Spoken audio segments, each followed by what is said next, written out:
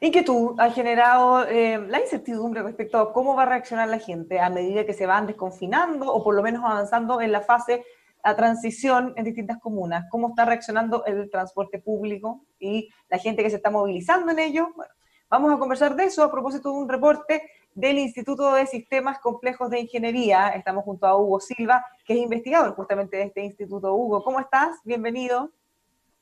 Hola Bárbara, muchas gracias por la invitación para estar acá.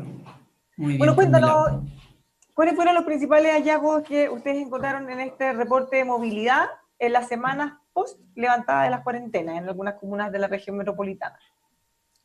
A ver, lo que nosotros hicimos en este estudio es plantearnos qué es lo que hay que hacer desde el punto de vista de política de transporte para lograr ciertos niveles de distanciamiento. ¿Sí? Está volviendo la actividad a la normalidad paso a paso, estamos en transición en algunas comunas, y todas las recomendaciones apuntan a evitar aglomeraciones, mantener la distancia social.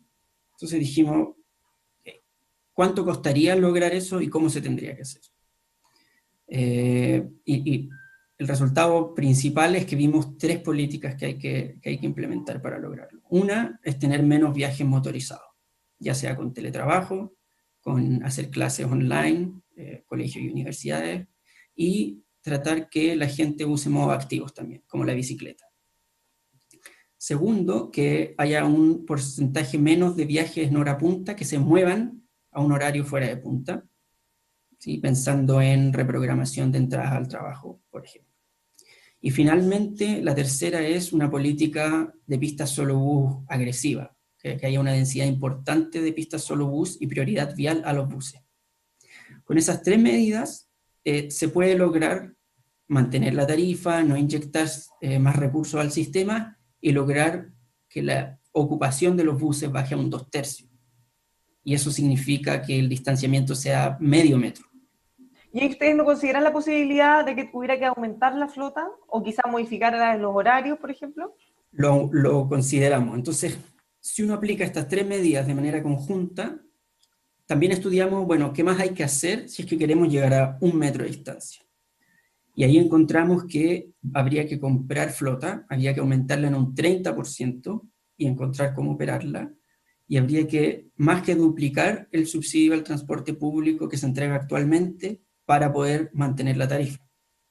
No, y Entonces, considerando que en algún minuto me imagino que vamos a volver a la normalidad, quizás no tendría mucho sentido hacer toda esa inversión para cuando volvamos al tiempo normal, ¿o no? exacto. A ver, el tema subsidio puede ser temporal, puede ser por emergencia, por este año o mientras dure la transición. La flota va a quedar, ¿sí? Eso es más difícil. Uno podría pensar en un leasing, alguna manera que esto sea temporal. Y esa es la gracia que tienen las otras tres políticas, las pistas solo bus. La prioridad bus en superficie es una política que funciona en el corto plazo para la emergencia, pero también en el largo plazo. Hay muchas investigaciones que han mostrado su efectividad y cómo beneficia a las personas que usan el transporte público. Entonces, esa es una política que uno hace ahora, sirve para la emergencia y sirve para el largo plazo. Bueno, en el caso, como decíamos, una cosa es lo que se promueve o lo que sería ideal, pero en la medida que no ocurran las otras dos medidas que estaba mencionando, que no haya un horario punta tan restringido, por ejemplo, o que todos los colegios, las universidades y los trabajos entremos a la misma hora, eh, y que bueno, y el teletrabajo, ¿para qué decir?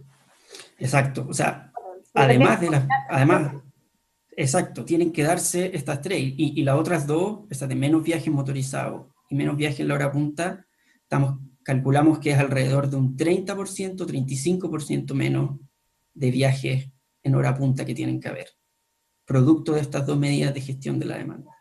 Y eso combinado con la prioridad para buses se podría lograr un poco más de distanciamiento. Entonces, por eso el mensaje es, hay que hacer las tres, hay que hacerlo de forma coordinada, no puede quedar a la voluntad de las personas o de las empresas diferenciar los horarios.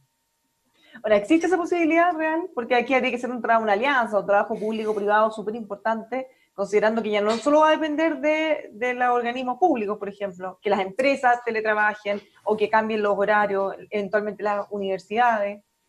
Exacto, yo creo que sí, no me imagino que las empresas grandes, las universidades, tengan poca voluntad para hacerlo. Lo que sí tienen que ver es compromiso del otro lado también, y se pueden consensuar estas medidas. También se puede fomentar el uso de la bicicleta en los casos que se pueda. Eso en ciertas distancias y en ciertos lugares, si es que hay infraestructura adecuada, eso también puede ser una fuente importante de disminución de viajes motorizados. Y eso también podría quedar en forma permanente, barrio Además, alto, claro, además es algo, restricciones, sí. es Considerando algo que que es, Santiago está todo tan lejos, por ejemplo, la región metropolitana. sí, sí, pero hay distancias que se pueden realizar si es que está la infraestructura adecuada, que hemos visto en los últimos años, en la última década, como aún sin infraestructura ha aumentado la cantidad de viajes en bicicleta, y potenciando eso sirve para el distanciamiento necesario ahora, pero también sirve para tener una ciudad más sustentable en el futuro, con Ahora, menos quizá contaminación. está algo intermedio pensando en que la gente pudiera reemplazar tramo por bicicleta. Quizás me tomar una micro y luego el metro pudiera llegar en bicicleta al metro y ahí se evitó ese viaje por lo menos. También, también. Y lo mismo en buses, cuando hablamos de viajes en buses, también no hay que olvidar que la mayoría de los viajes en metro, o una gran parte, también usa bus. Entonces no es que estemos separando estos dos sistemas, sino que los viajes en buses alimentan el sistema de metro. ¿Cómo han visto ustedes el funcionamiento, pensando en las comunas que ya han avanzado a la fase 2 y que ya han aumentado también la afluencia de público en el transporte público?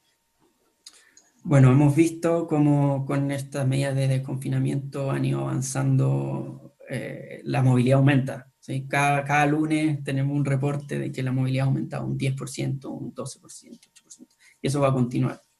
Eh, Ahora, por ahora no han habido grandes cambios en relación a estas tres medidas necesarias que nosotros encontramos que hay que implementar. Hubo un anuncio de más pistas solo bus, pero hasta donde yo he visto no ha sido implementado completamente. Entonces Ya, o sea, hay que apurar eso. si no se avanza con esas medidas, lo más probable es que en la medida que se vayan desconfinando más comunas, vamos a terminar igual que antes. Sí, sí, si nos empujan fuerte y ahora vamos, ¿Ustedes vamos a ven terminar. en ese sentido riesgos de rebrote? Mirando también lo que está pasando acá, el comportamiento y lo que ya ha ocurrido en otros países. A ver, lo que ha ocurrido en otros países tiene dos caras. Tenemos primero un grupo de países, principalmente en Asia, que han dicho, vamos con el transporte público, no importa el atochamiento, pero todo el mundo con mascarilla, nadie habla en el metro, nadie habla en los buses, nadie habla. Y Claro. algunas culturas ¿Cómo se funcionan, fiscaliza? Bueno, es un tema cultural, porque es pensar un en que tema la gente no va cultural. a hablar porque se le prohíbe No va a funcionar esa es parte. difícil Entonces, de fiscalizar. hay otros que han pensado, por ejemplo, Barcelona dijo, okay, los buses no pueden andar a más de la mitad de la ocupación, pero luego lo tuvieron que levantar, lo levantaron hace poco, porque no se puede, a medida que se vuelve a la normalidad, uno no puede restringir las ocupaciones sin hacer medidas adicionales. Entonces, claro, es un tema difícil y que de todas maneras hay que enfatizar que aun cuando estén estas medidas, siempre hay que usar mascarilla, siempre hay que tratar el menor contacto posible. Eso sería. ¿Y cómo mete usted el respeto de las restricciones actuales? Ya sea el uso de mascarilla, por ejemplo, no sé, el hecho de utilizar alcohol gel al apoyarse en las barandas y todo eso. ¿Cómo lo han visto? Bueno, el apoyarse en el uso del transporte público es imposible no hacerlo, ¿cierto? Uno tiene que moverse en el bus, afirmarse. Eh, y el uso de mascarilla, sí, se ve, se ve. Ahora, a medida que va aumentando esto, a medida que volvemos a la normalidad, los atochamientos van a empezar a estar si es que no se realizan estas medidas. Ahora, también hemos visto cómo la movilidad aumenta aun cuando no hay desconfinamiento en algunas comunas. Entonces, por otro lado, uno no puede tener a la gente encerrada todo el rato, porque no Y lo que termina respetando. ahora que pasa la fase 2, Santiago y Estación Central, ¿ustedes ven que ahí también pudiera salirse un poquito de control, considerando lo masivo y además que hay gente de todos lados ahí? No sé si salirse de control, no me atrevo a decir eso, pero sí la movilidad va a aumentar significativamente. La cantidad de trabajos que genera Santiago y Estación Central es tremenda. Y eso necesariamente va a atraer gente y necesariamente la movilidad va a aumentar de manera importante ahí y va a aumentar de manera importante en sectores aún confinados, pero que van a hacer viaje ahí. Bueno, O sea, otro tema que preocupa, porque una vez que se desconfina, lo que pasa en la fase 2, ya, más que para hablar de desconfinamiento, una vez que pasa en la fase 2, una de las restricciones para la movilidad es que solo puedan moverse entre esas comunas que ya están en fase 2 y no de otras. ¿Cómo ven ustedes ahí también el riesgo y la fiscalización, sobre todo el transporte público? ¿Cómo podemos saber que toda la gente que va en una micro, por ejemplo, o en el metro, de qué comuna viene? en la práctica yo diría que no hay cómo, no tenemos la cantidad de fiscalizadores que son necesarios para ir parando a buses y controlando a la gente. Y además que la escala es demasiado grande. Estaríamos parando buses y haciendo que la gente se atrase el sistema y genere peores condiciones al final. Y es riesgoso entonces implementar una política en la que tengamos que confiar en la gente, básicamente, porque no la vamos a poder fiscalizar. Yo creo que en ese caso hay que tratar de fiscalizar a los lugares que generan los trabajos más que a las personas moviéndose en los vehículos de transporte público. Finalmente, Hugo, ¿hay algo más que hayan encontrado en este estudio que podría ser interesante analizar? A ver, el mensaje es la cantidad menor posible de viajes motorizados que se pueda en hora punta, la mayor cantidad de prioridad vial a los buses y no prometer que vamos a lograr un metro de distanciamiento y no generar restricciones en la ocupación, que hemos visto que en otros lados no funciona y que ¿Como podrían cuáles? ser como en Barcelona, en Pero ¿como qué Australia tipo de también. restricciones, perdón?